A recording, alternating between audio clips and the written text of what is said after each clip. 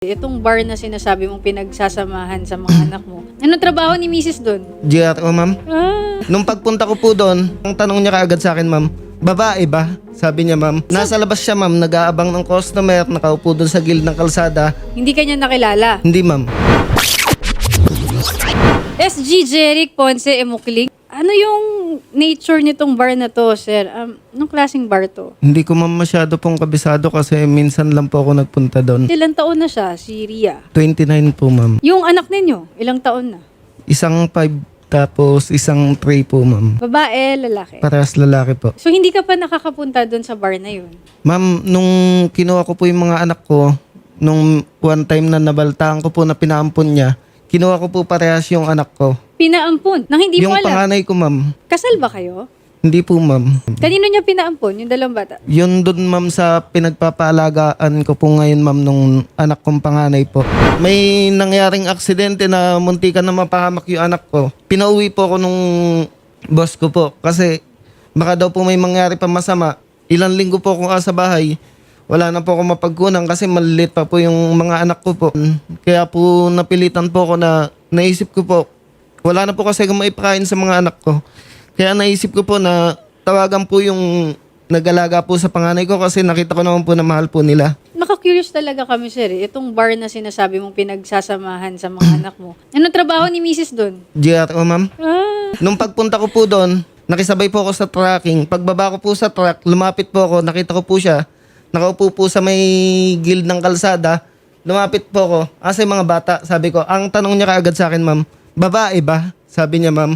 sino nagtanong nung babae ba? Yung nasa labas? ex ko, ma'am. Nasa labas siya, ma'am. Nag-aabang ng customer. Nakaupo doon sa gilid ng kalsada. Ang tanong niya po kaagad sa akin, Babae ba? babae ba? Hindi ka niya nakilala. Hindi, ma'am. Hindi niya, Ikaw na ma'am, pala kasi yun. akalain na mapupuntahan ko po Pupuntahan sa Isabela. Anong nakilala ka na niya na, okay, ikaw yan. Anong Yes, sabi ma'am. niya? Nasaan yung mga bata nung mga panahon niya yun? 2:00 kasi ng madaling araw, ma'am, nung dumating po ako doon.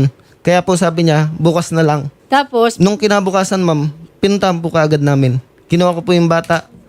so nasaan? So, kasi ang sabi niyo, sir, sinasama sa bar. Yes, ma'am. So, nung pumunta ka doon ng around 2 a.m. at nakita mo doon yung ex mo, hindi Yes. mo nakita doon yung mga anak mo, Yung maliit, ma'am, kasama niya po doon. Yung pinaampon lang po ang wala doon. yung panganay. Yes, yung ma'am. maliit ay 3 Kasama years niya doon old. sa bar, ma'am. 3 years old. Yes, ma'am. 2 pa lang po nun. Kasama niya doon sa bar. Yes, ma'am. Saan nakaupo doon? Saan naka, ano? Andun, ma'am, sa loob ng kwarto. May kwarto po kasi yung loob ng bar po. Andun po sa loob po ng kwarto yung anak ko. Ano yung tsura ng kwarto? Kunyari, ito po yung inuman. May kwarto pong maliit na wala na pong mga pinto. Doon lang po. Anong naging kayo? Alam mo na yun yung trabaho niya? Kasi nakilala ko lang po yan sa birthday po ng kapitbahay po namin. Inaya po nila ako ng inuman. Tapos nung natapos po yung inuman, sumama po na po sa bahay. May nangyari po. Yun po. Sabi niya po nung kinabukasan, mag-asawan tayo, sabi niya. Wow, ganun lang pala yun. Yes, ma'am. Nakilala ko po siya. May 2 anak na po siya. Yung dalawang batang pinag-uusapan natin ngayon, yung nasa picture Yung na sa akin po pinapakita parehas sa yun, akin, ma'am. sa'yo pareho yun. Yes, ma'am. Nung gabing yun, hindi mo man lang siya natanong kung anong trabaho niya. So, hindi mo alam kung GRO siya that time. Hindi naman po, ma'am. Nung sabi niya po kasi nagtatrabaho daw po siya noon sa Baguio. Sa Yun lang po yung Baguio. pagkakasabi niya. Tapos, Pero sa Isabela kayo nagkakilala. hindi po, ma'am. Sa Nueva Ecija po, sa kapitbahay po namin talaga. Kasi 6 na beses po ako niloko niyan. Ang ginawa ko po, lumayo po ako kasi pinagtatawanan na po ako sa lugar namin. Parang napakatanga ko daw po. Tapos ang ginawa ko po, nagtrabaho po akong Olonga po. Isinama ko po sila doon. Sabi ko, ayusin natin yung buhay natin. Ang nangyari doon, ma'am, pumasok po ako sa trabaho ko. Ilalagnat po ako. Pag uwi ko po ng bahay, wala na po sila. Hindi ko po alam kung saan sila nagpunta. Kung asan po yung mga anak ko. 2 buwan po na hindi ko talaga alam kung nasan po yung mga bata. At ayaw ibigay sa'yo. Sabi niya sa akin, kunin mo na lang, wag mo na akong kasuhan. Yun po yung pagkasabi niya nung sabi ko, ididimanda ko kayo sa ginagawa niya sa anak ko. Ano pa ba yung ibang nakita mo? Doon sa loob, meron bang mga nagsasayaw? Meron bang daming lalaking nagiinuman? Nung Alam mo? nagpunta, ma'am, ako, wala na akong pong customer po. Pero Kasi, inuman siya no? Yes, ma'am. Tsaka po yung kinasama po kasi, nagbabanta po doon sa may pamilya po nag-aalaga po sa anak ko na pagka nakita daw nila yung nakita daw nung anak nila yung panganay ko, papatayin niya na lang daw. Yun po yung sinasabi sa nag-aalaga sa panganay ko, ma'am. Bakit idadama yung bata? Hindi ko, Yung ma'am, bago? alam sa kanila. Yun nga, ma'am, ang kaya nanggigigil po ako Sir, doon sa dapat lalaki. ipa-blatter nyo yung ganun. No, para pag nag-file kayo ng kaso, malinaw na nung mismong nangyari yun, pinablatter nyo sa pulis. Ma'am Ria Alcantara? Po, ma'am. Ma'am Ria, nandito po sa amin ngayon ang inyong ex na ba, si Sir Jeric Imukling, tama, kilala mo? Opo, ma'am. Dati ko pong asawa. Opo, hindi nyo nga daw po siya nakilala nung napunta siya dyan sa inyong Opo, ma'am. pinagtatrabahuan. Opo, hindi ko nga po siya nakilala. Bumaba siya po sa truck ng Coca-Cola. Tapos naalok nyo daw po siya, natanong nyo kung babae ba ang gusto. Hindi po ako nagtanong nun si, ano po, yung kasama po namin babae ditong mataba, si Mga Bea po yun. Nagtanong sa kanya. Nakaupo lang po ako sa may, dito sa highway. Ma'am, yung anak ninyo po na bunso, kasama nyo po doon sa may bar? Opo, ma'am, nakita na kikituloy lang po kami kasi wala po akong mauuwian ngayon eh. Nakikituloy ka doon. So doon ka Opo, ma'am. nakatira sa Tamayo Video Bar? Opo, ma'am, sa dito po. Anong trabaho nyo po doon?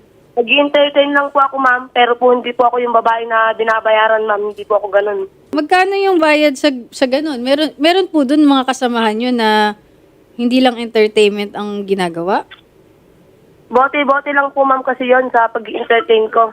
Pero yung mga kasama mo, meron doon na hindi bote lang, merong Wala po, ma'am. all Wala. the way, ganun? Wala po, ma'am. Wala po. Talagang entertain lang. Magkano po kaya yung ganun, ma'am? Yung sasama po sa guest, yung entertain lang po yung guest. Hindi ko lang po alam, ma'am, kasi nag-entertain lang po kasi ako eh.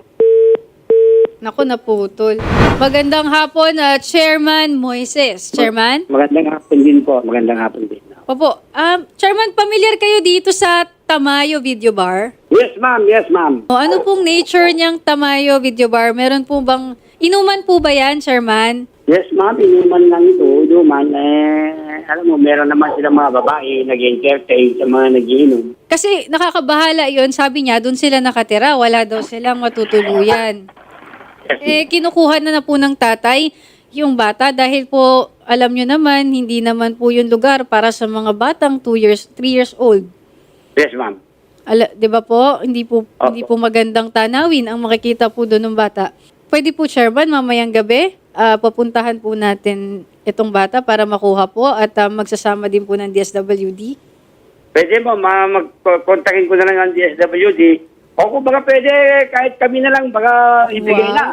Sige po, mas maganda nga po siguro, Chairman, kung ngayon na, para po hindi makapagtago. Baka po kasi tago yung bata.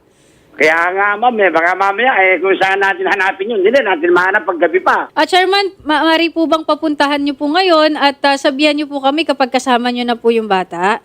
Sige, Okay ma'am, lang po, puntahan namin kasama ko itong kagawad ko na isa. Ayun, maraming salamat, Chairman, Punta tayo na dyan. habang nandito po sa aming opisina sa TV5 po si Jeric Ponce, ha? Tawag na lang kayo mamaya, a few minutes, ano? Okay. Ang bilis ni Chairman, sir. Oh. Action agad. Action agad. Maraming salamat, Chairman. Bahan daw hapang... Ngayon po, pupuntahan na po nila, Chairman po, ang inyong anak, si Ma'am Ria. At for sure, makakausap nyo na po, mga ilang minutes lang daw po pala, sabi ni Chairman. Yun lang naman po, ma'am, gusto ko yung makuha po yung anak ko. Sige, Tapos, sana po matulungan po ako na mapatignan po yung paa niya kasi nahirapan po talagang tumayon. Nakita ko po eh. Ay, okay, meron din po siyang injury. Bakit po siya may Hindi ko, ganung... hindi ko, ma'am, sinaktan daw po, ma'am, nung kinakasama Ay, niya. nako. Sige po. Pati po yan ay sasabihin po namin kay Chairman kapag nakita natin na meron talagang mga injury yung bata. Yes, no? ma'am. Tatanungin natin yung bata. Mas maganda kasing tanungin yung bata nang wala yung nanay niya sa tabi. Yes, ma'am. Magsasabi ng totoo yun. At tignan na lang natin kung ano pa yung mga aksyon na gusto mong gawin dun sa kinakasama nitong si Ria para Yes, hindi na pagdiskitahan tong mga anak mo, ha? Yes, ma'am. Grabe. Sir, meron po kayong huling mensahe kay Ma'am Ria at dun sa nananakot sa inyo, Marlon Pagulayan. Sige po, magmensahe po kayo, sir. Hinayaan ko naman po sila sa buong pagsama nila. Ang kinagalit ko lang, ma'am, na nakita ko yung anak ko na nagkaganon. Na hindi makatayo yung mga paa. Hindi niya maitayo na maayos. Kaya doon, ma'am, ako nagalit talaga sa kanila. Kung po pwede nga lang, ma'am, makulong. papakulong ko sila parehas. Pwede, sir.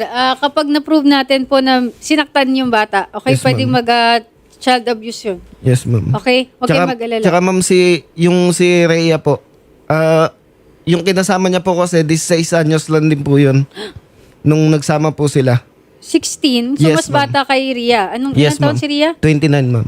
I-rescue na po ngayon, ha? Makakausap nyo na po yung anak nyo. At lahat po nung pwede nating gawing legal action para hindi na masaktan itong mga anak mo gagawin natin, sir. Okay?